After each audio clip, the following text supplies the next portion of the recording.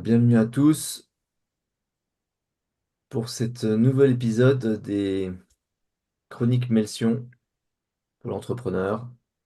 Tous les vendredis matins à 10h30, nous vous proposons deux chroniques qui ont, d'après nous, un objet d'intérêt pour l'entrepreneur.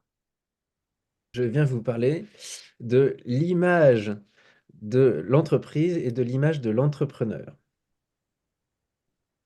Et le titre de la chronique est Faut-il être un entrepreneur célèbre pour être un bon entrepreneur? Donc, je vais vous parler, oui, d'un sujet qui revient souvent, c'est le rôle de l'entrepreneur dans l'image de l'entreprise. Avec cette question, donc, faut-il être un entrepreneur célèbre pour être un bon entrepreneur? Alors, évidemment, euh, l'image qui nous vient à l'esprit aujourd'hui, c'est en particulier voilà, cet Elon Musk. euh, et l'image donc, qui suit, c'est celle de donc, le logo de Tesla. On peut se poser la question de savoir ce que vaudrait ce logo si on n'avait pas chacun l'image mentale de ce qu'est Elon Musk, finalement, de l'entrepreneur, de l'âme qui anime cette entreprise. Donc, quelle est la corrélation entre les deux? Donc, l'image de l'entreprise et le rôle de l'entrepreneur.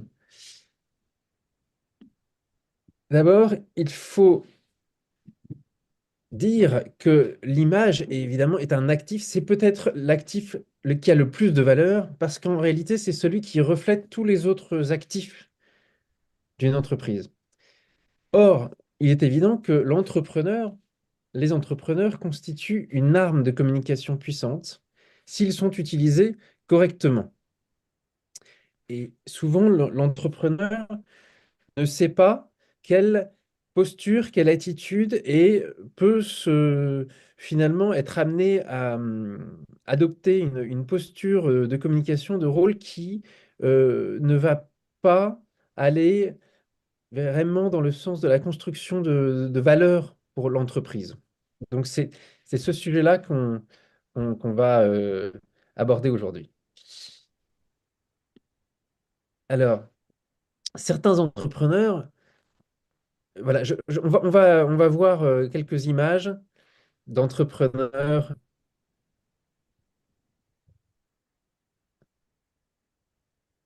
plus ou moins connus.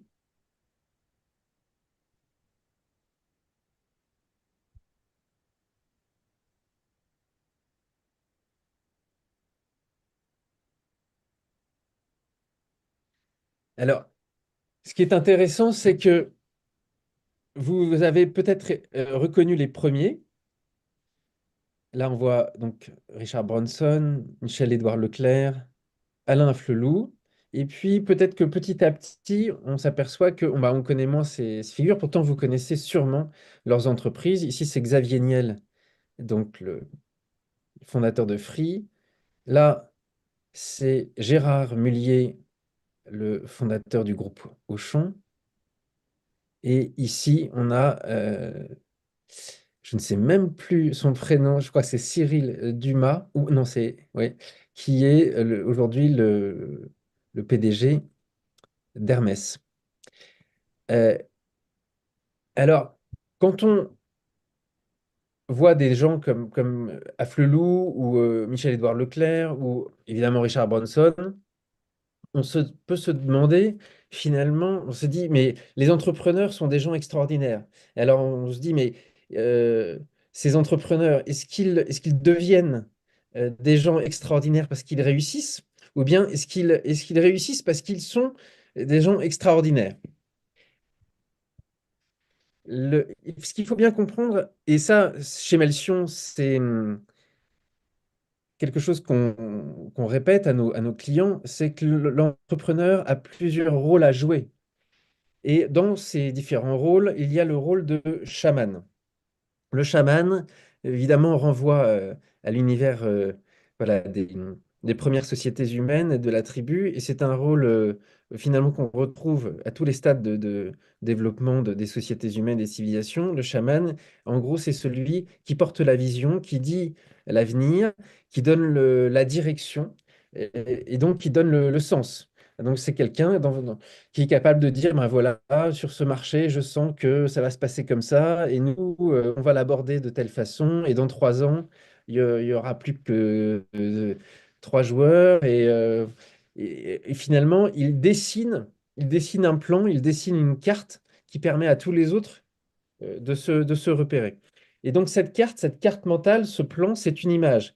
Donc, euh, de toute façon, quand on est entrepreneur, euh, qu'on aime ou pas se mettre en avant, qu'on aime ou pas prendre la lumière, qu'on soit démonstratif ou qu'on soit discret, on va devoir créer de l'image, ne serait-ce que dans la tête de ceux à qui on va parler de son entreprise, c'est-à-dire ses salariés, les investisseurs qu'on va chercher à séduire. Il faut être capable de porter cette vision. Il n'y a que vous qui puissiez dire à quoi ressemble votre entreprise, parce qu'une entreprise n'existait pas, l'entreprise n'existe pas indépendamment de vous. Donc c'est ce rôle de chaman, il faut que vous l'ayez bien présent. Mais alors, comment ça se traduit? Évidemment, l'entrepreneur peut utiliser son image pour mettre en lumière son entreprise, ou pas. Si je vous montre cet objet, eh bien, vous allez sûrement penser à l'entreprise Dyson, et vous avez raison. Si je vous montre cette photographie, je ne pense pas que vous sachiez qui est ce monsieur. Et d'ailleurs, c'est tellement vrai que dans le cadre d'une publicité, on a été obligé de rajouter un aspirateur à côté de lui pour que d'un seul coup, ça devienne évident et que finalement, le produit permette de reconnaître la personne. Mais ça peut être évidemment, par exemple, dans le cas de Richard Branson et de Virgin, ce serait le contraire, presque. Ce serait Richard Branson qui vous ferait penser à la marque Virgin. Bon. Or, ce sont deux succès entrepreneuriaux. Vous avez là un produit très connu qui porte le nom d'ailleurs de son fondateur, mais ce qui est ce produit, il est évidemment emblématique, iconique, diraient marketing, les spécialistes du marketing, c'est la glace Ben Jerry's. Si on regarde cette image, on se doute que ce sont eux, mais franchement, si vous les croisez dans la rue, on voit bien qu'ils ne se sont pas mis eux-mêmes en avant, en fait. Même s'ils ont choisi de prendre leur nom, en réalité, ils ont choisi de montrer leurs produits. Bon, mais c'est à leur image, ça leur ressemble. Ça leur ressemble, sauf que l'image de leur entreprise n'est pas leur image. Là, au contraire, on pourrait être tenté de se dire bah, c'est un équivalent français, mais en réalité pas vraiment, parce que ici, dans le cas donc de Michel et Augustin, il y a aussi ce phénomène de mettre son nom, son prénom, d'en faire une marque, mais ils ont là, pour le coup, beaucoup plus mis en avant euh, leur personnage, ils ont fait faire leur portrait de façon graphique, mais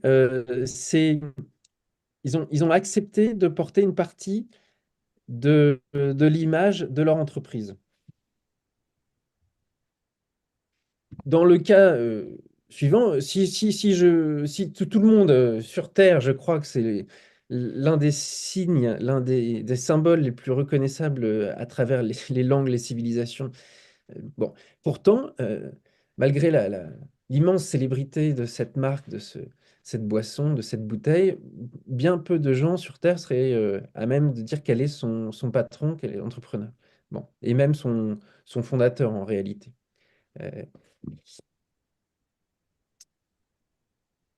donc, on voit que, évidemment, dans l'entrepreneur, il incarne son entreprise et il est détenteur d'une charge de communication extrêmement importante, surtout au début, parce que quand on est au début de l'aventure entrepreneuriale, bah, l'entreprise n'existe pas. Sinon, grâce à vous, hein. C'est juste un morceau de papier, puis il y a vous. Et en fait, vous êtes l'entreprise. Bon.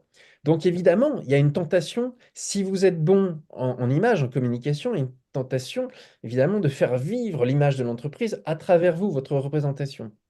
Mais ça, c'est si vous le sentez.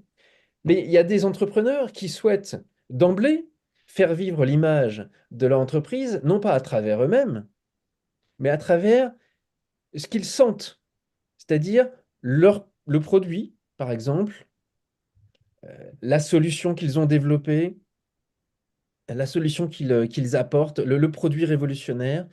Et puis d'autres entreprises, d'autres entrepreneurs ont décidé en fait de faire vivre l'image de leur entreprise,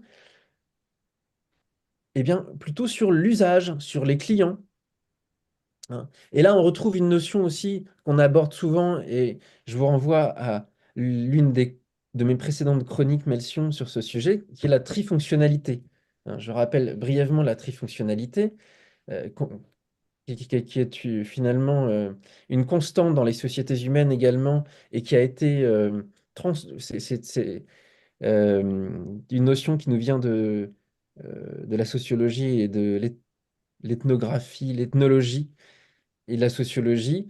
Il y a une partie de la population qui joue le rôle de souverain, une partie qui joue le rôle de guerrier, une partie qui joue le rôle de producteur. Et ces notions ont été adaptées au monde de l'entreprise par Patrick Mathieu, un consultant. Et ça permet de comprendre quelle est son identité, son type, et de choisir une communication en adéquation. Et donc, ce que je vous disais, c'est que certains entrepreneurs décident de mettre en valeur bah, leur personne, mais d'autres décident de mettre en valeur leur entreprise, non pas par leur personne, mais par le produit, et d'autres par les clients, hein. Par exemple, bon, si on tape Michel et Augustin sur Google, eh bien, on voit bien qu'on a un mix finalement de l'image des entrepreneurs eux-mêmes, finalement transformée en marque, et puis avec aussi une mise en avant des produits importantes. Si on euh, tape Dyson sur Google, eh bien, on n'a pas l'image de l'entrepreneur, on a l'image du produit. Donc là, on voit bien que le créateur de Dyson, lui, il était obsédé en fait par l'innovation, la beauté du produit, l'aspect révolutionnaire. Bon. Si on tape Virgin, qui est le nom de la marque, je ne tape même pas Richard Branson, je tape Virgin sur Google, eh bien, on voit que là, c'est l'image de l'entrepreneur, hein. Et d'ailleurs, euh, c'est ce qu'il vend, Richard Branson, c'est son image. C'est-à-dire que quand il vend son nom, euh, en fait, il permet à d'autres personnes d'exploiter son image à lui. C'est son principal actif, celui qui a le plus de valeur. Par exemple, quand on tape le nom de la société Adopt, donc qui s'appelait Adopt un mec, qui est devenu Adopt, eh bien, il n'y a pas du tout l'entrepreneur. Il y a là, en fait, les publicités. Les publicités et toute l'idée de Adopt, c'est de mettre en avant les usagers, en l'occurrence plutôt les femmes. Et on voit que ce sont les campagnes de publicité et qui mettent toujours en avant la femme, les femmes, et puis évidemment la rencontre. En gros, les usagers du service. Alors, ça n'est pas que il y a un refus de l'entrepreneur de porter l'image de l'entreprise, c'est que l'entrepreneur lui-même a décidé, parce que c'est sa personnalité, de mettre plutôt en avant soit ce qu'il est, enfin ce qu'il est, l'image de ce qu'il est, comme Richard Branson, soit, euh, eh bien, par exemple, dans le cas de Dyson, ce serait le côté inventeur. C'est un inventeur, c'est quelqu'un qui trouve des produits révolutionnaires, donc il décide, parce que ça lui ressemble, de mettre en avant ce produit. Et puis dans le cas de Adopt, eh bien, c'est l'idée de, on va, grâce à notre service, rendre les gens ben, transformer la vie des gens. Donc c'est ça qu'on va, et c'était ça le credo, le leitmotiv des entrepreneurs, des fondateurs. Donc c'est ça ce qu'ils vont mettre en avant. Euh, alors évidemment, plus l'entreprise est jeune, plus elle est liée à l'image de son patron, c'est-à-dire de l'entrepreneur. Et puis ensuite, une entreprise doit vivre sans son entrepreneur, tout en conservant son ADN, hein. Et tout l'enjeu pour un entrepreneur, c'est de transmettre en fait ce qu'il est à sa société.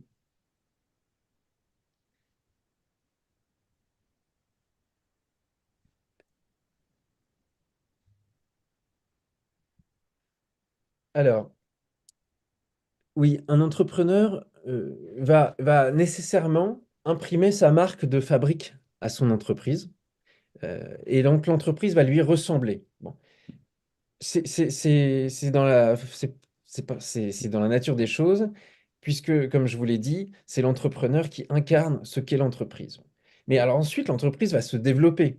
Et si ça marche, eh bien, en fait, ce qui va se passer, c'est que l'entreprise va devoir continuer à lui ressembler, mais sans lui. Et euh, c'est là où ça devient un vrai enjeu, ça devient plus compliqué. Euh,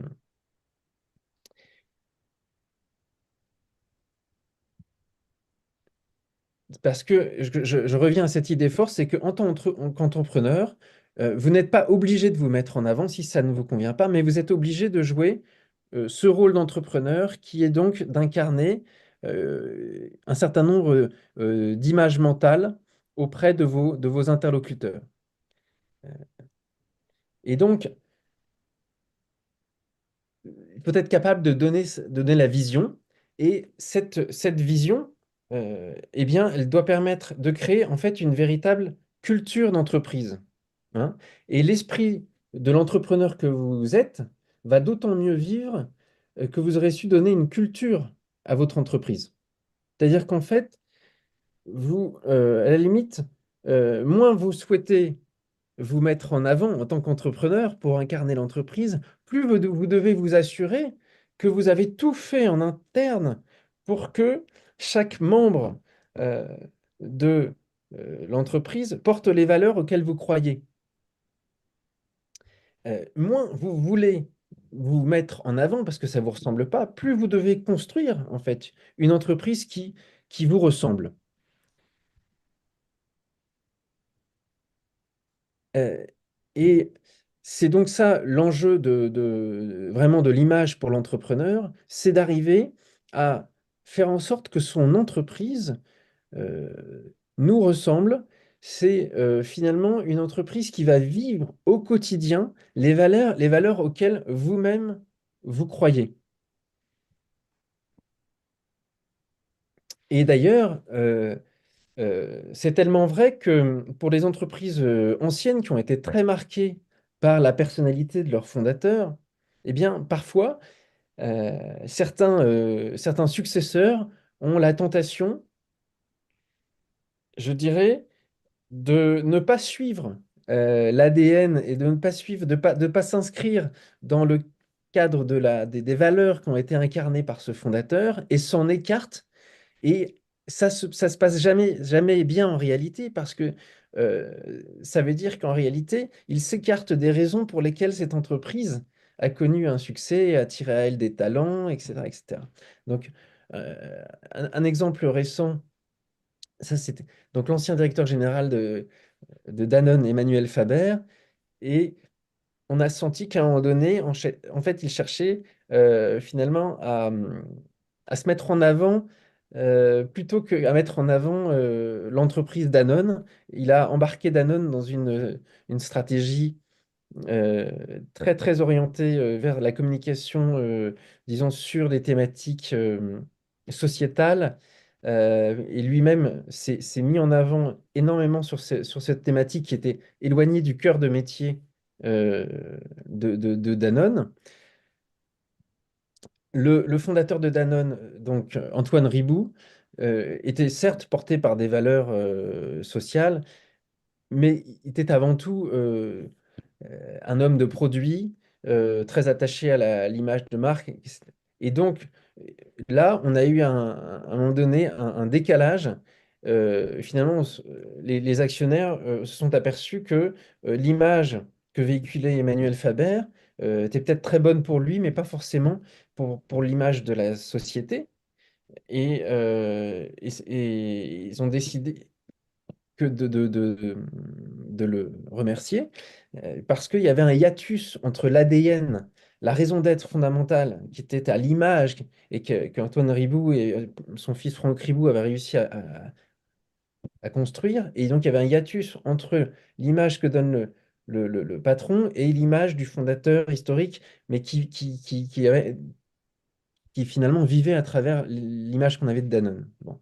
Un autre exemple, Walt Disney, patron emblématique euh, aux États-Unis et dans le monde entier, créateur donc de l'univers de Disney, de Mickey, de Donald, dessinateur, etc. Et puis celui qui aime faire rire les enfants, bon, le divertissement. Bon, euh, aujourd'hui, évidemment, Disney est devenu une entreprise mondiale avec des grands patrons à sa tête. Et là aussi, on a vu ces dernières années euh, que les patrons de Disney n'étaient plus véritablement et donc il y avait n'était plus forcément dans la ligne du patron fondateur qui était simplement le divertissement, mais parfois se transformait un petit peu, disons, prenait un rôle un peu plus politique dans les messages qui étaient envoyés. Et c'est la raison pour laquelle, là aussi, il y a eu, il y a quelques temps, un, un revirement.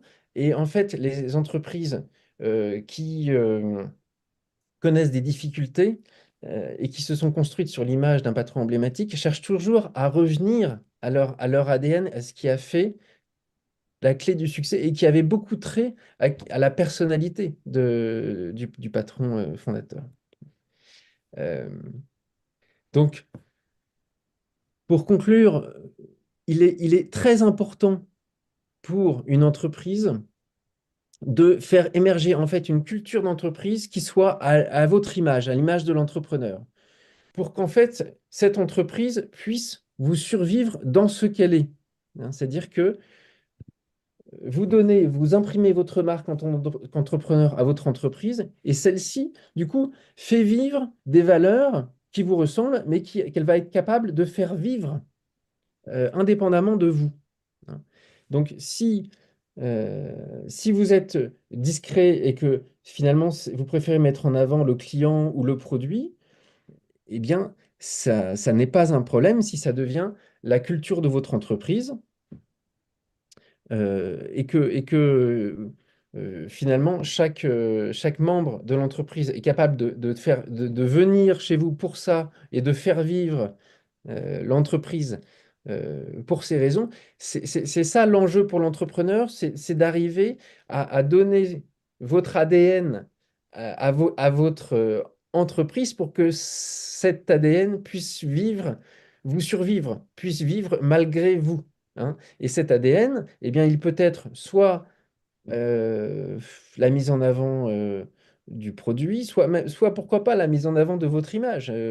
Si c'est vraiment ça qui vous constitue, eh bien à ce moment-là, c'est à travers finalement cette image que la société pourra perdurer. Mais si c'est l'amour du produit, eh bien c'est ça qu'il faudra inculquer et c'est ça qu'il faudra formaliser dans la culture d'entreprise. Si c'est l'amour ou l'intérêt pour les clients, et les usagers, eh bien, c'est ça qui devra transparaître dans votre entreprise.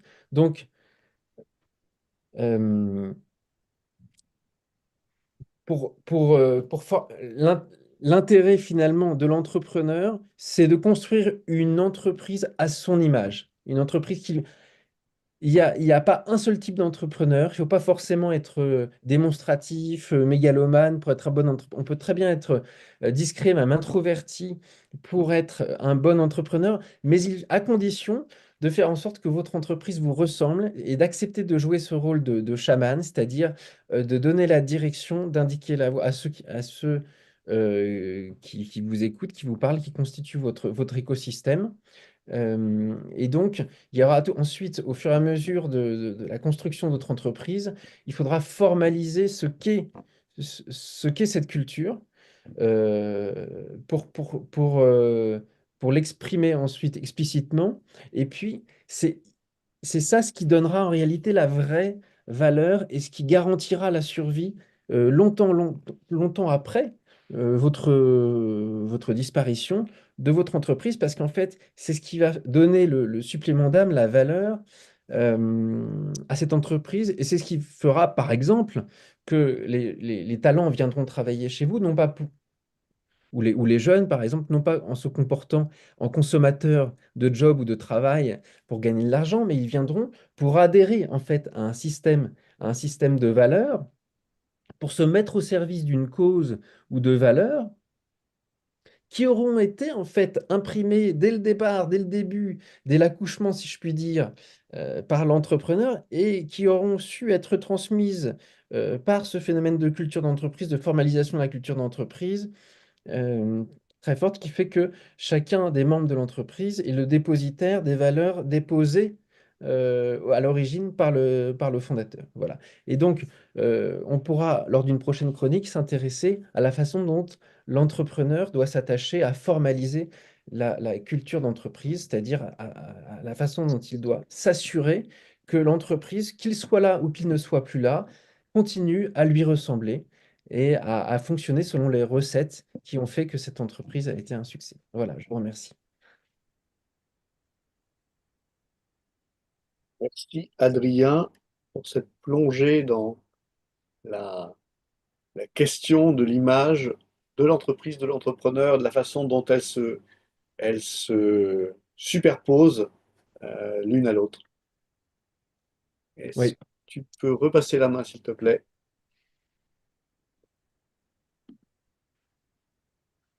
Est-ce que nous avons des questions pour Adrien sur cette brillante chronique?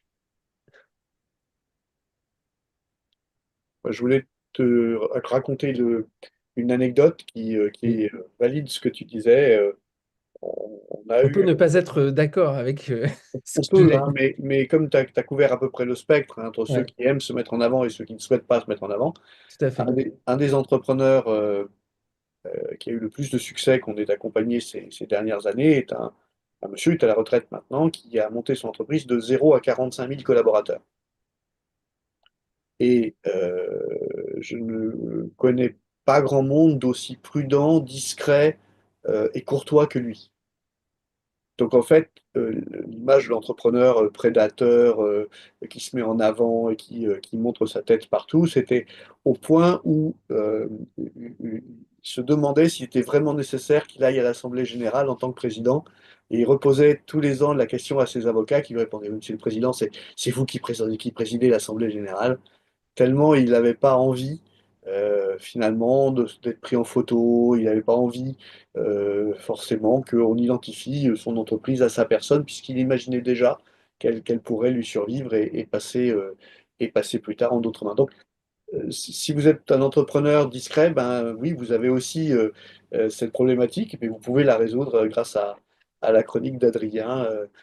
Ça n'empêche pas que les valeurs soient claires et bien transmises en interne, pas forcément besoin de devenir le poster de son entreprise. Exactement, exactement. Et moins vous avez envie d'être le poster de votre entreprise, plus vous devez d'être en interne le vecteur des valeurs que vous souhaitez que votre entreprise véhicule.